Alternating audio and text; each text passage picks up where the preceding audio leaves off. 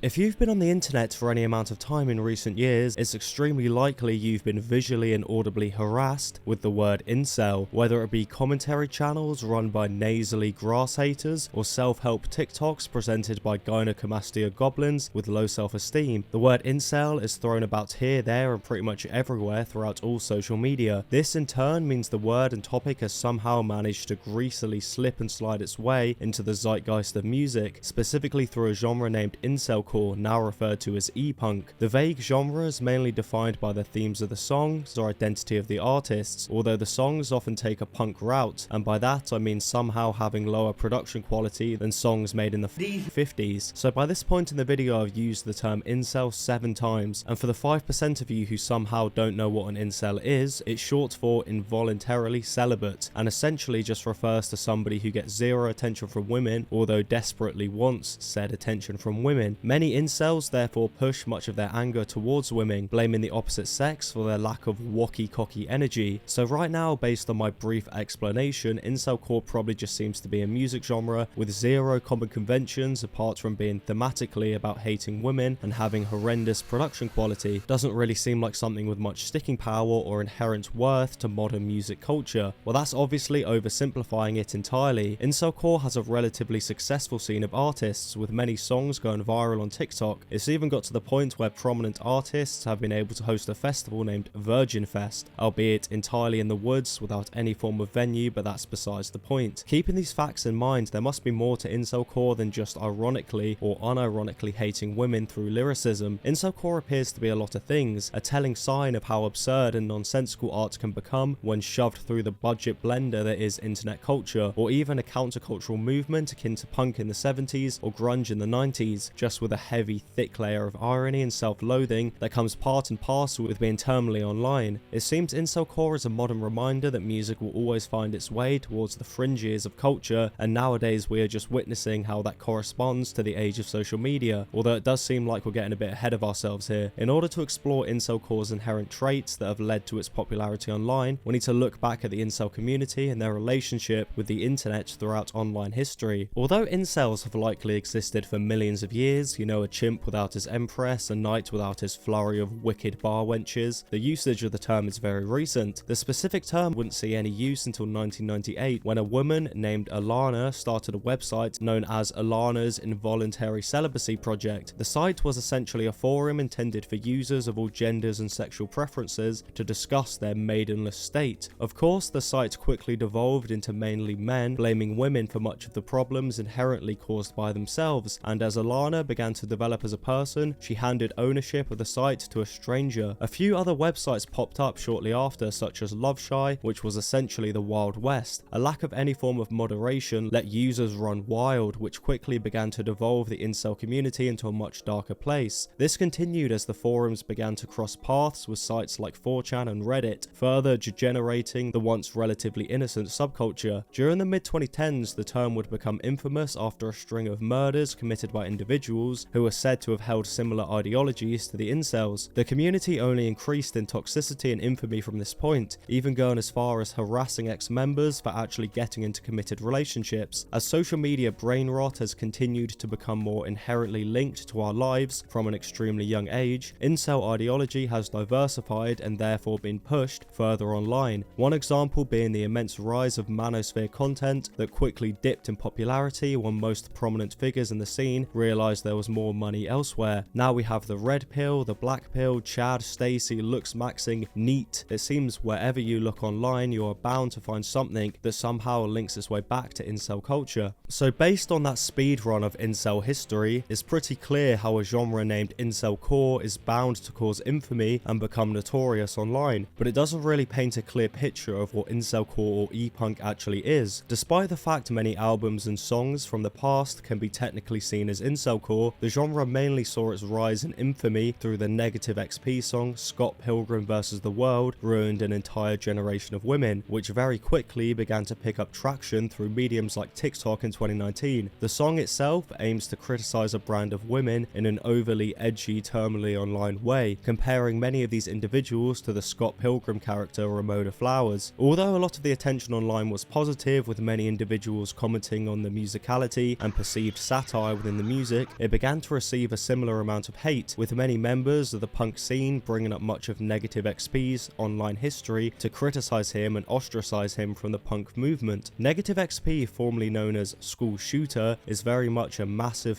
edgelord and self-proclaimed troll who attributes much of his creative drive within music to his desire to piss off as many people as possible. This, alongside political affiliations, has caused him to be vilified by hordes of music fans online. His earlier music under the moniker School Shooter also utilized much edgier themes such as fourth imagery and school shooter admiration. Many would criticize his misogynistic lyrics and claim how he shouldn't be defined as punk due to his online behavior, which kind of misses the point of punk in my eyes. Punk has always been characterized by its ability to outwardly piss people off, regardless of whether their message is politically and ethically right or wrong in the eyes of the listener. And let's be honest here, this motherfucker still sees consistent debate within r/punk, so it's clear even punks can't agree who is and isn't punk. And it's safe to say G.G. Allin did more damage to the lives of individuals in one 20-minute set than Negative XP has done with some dumb songs and edgy posts online. The song lyrics obviously being crude and in relative poor taste split listeners down the middle, with some seeing it as a satiric look at a modern type of individual laid upon catchy lo-fi guitars, and others seeing it as an outwardly sexist jab towards modern women with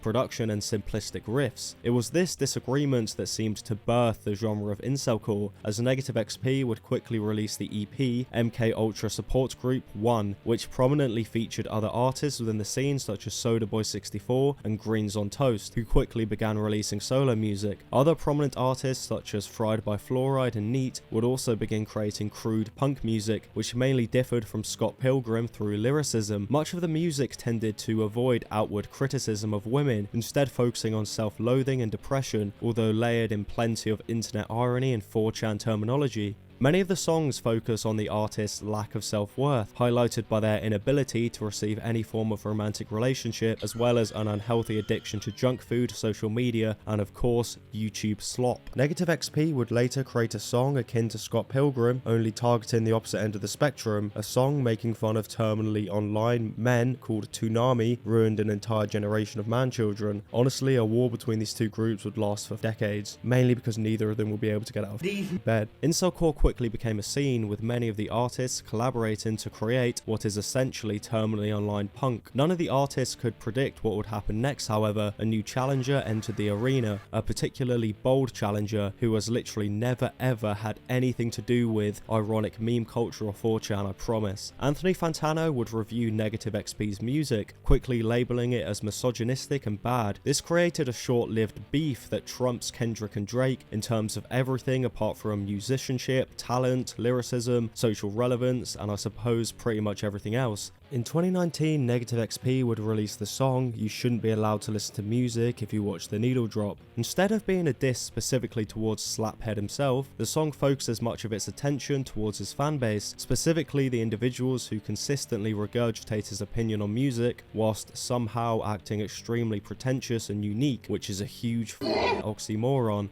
Fantano would eventually review XP's music, shitting on the entire thing, which eventually resulted in a response from Negative XP. Just imagine a diss track but somehow more low effort. The two would go back and forth, with Negative XP essentially just being a troll and Fantano coming off as a pretentious egomaniac that has to flex his clout online despite being 33 at the time. Fantano would eventually remain quiet after being quote unquote harassed by some of the kindest trolling I think I've ever seen. Perhaps he remembered his fanbase was originally built off websites like 4chan, or the fact he was forced into nullifying his edgy persona after Fader wrote an article about his meme-filled second channel, or he just didn't see any reason to respond. The third is probably most likely.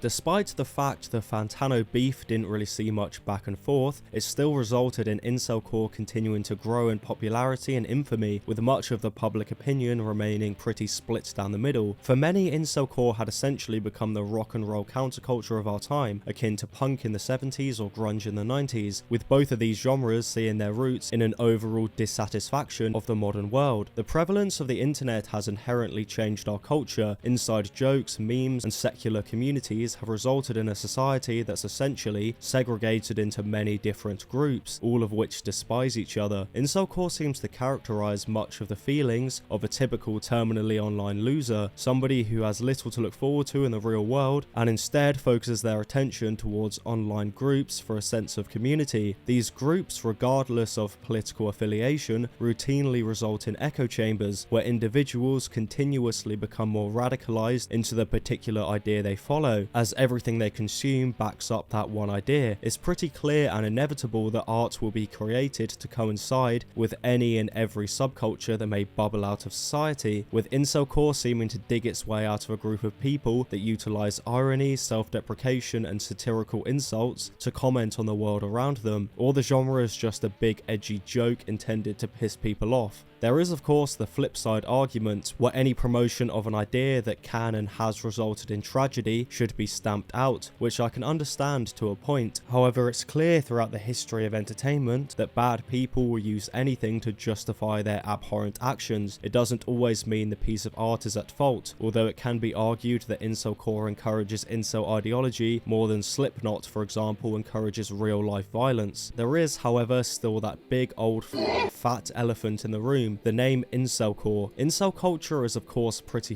bad. Even if we ignore the many tragedies, it's still essentially an echo chamber that pushes men towards insecurity, anxiety and lack of socialization, as well as promoting a culture that continues to promote sexism through insulting women for just being women. So why is this genre of music being assigned that label? Of course it has incel-like themes such as self-loathing and occasional sexism, but so do genres such as emo and hip-hop. The latter, I would argue, utilizes sexism in a more damaging way. Well, in all honesty, much like most genre names, it was just assigned to the artists without their involvement based on the popularity of Scott Pilgrim. Many artists within the scene have voiced their disagreement with the label, instead preferring to refer to their work as e-punk. Despite the attempt at a rebrand, artists within the scene continued to focus on the incel theme and branding with the announcement of their first festival named Virgin Fest in 2021. So this topic is a complete show that has essentially been covered to death, so I won't go into too much detail and I'll leave a link to a more detailed breakdown in the description. Just watch it after this video. Prominent artists within the scene would announce a one-day festival named Virgin Fest, held in a tattoo shop within Atlanta, which of course was to be held on September 11th, 2021. Although the event remained relatively underground for months, the genre's inherent controversial aspects were bound to receive negative attention eventually. The day the event was set to be held, a local Antifa group began a 30-tweet-long tirade criticizing the event and warning members of the public. When event organizers attempted to reason with the Antifa group in a kind manner by simply exclaiming the event had no political alignment, Atlanta Antifa doubled down and managed to get the tattoo shop to drop the event entirely. So at this point in time, there was an entire community of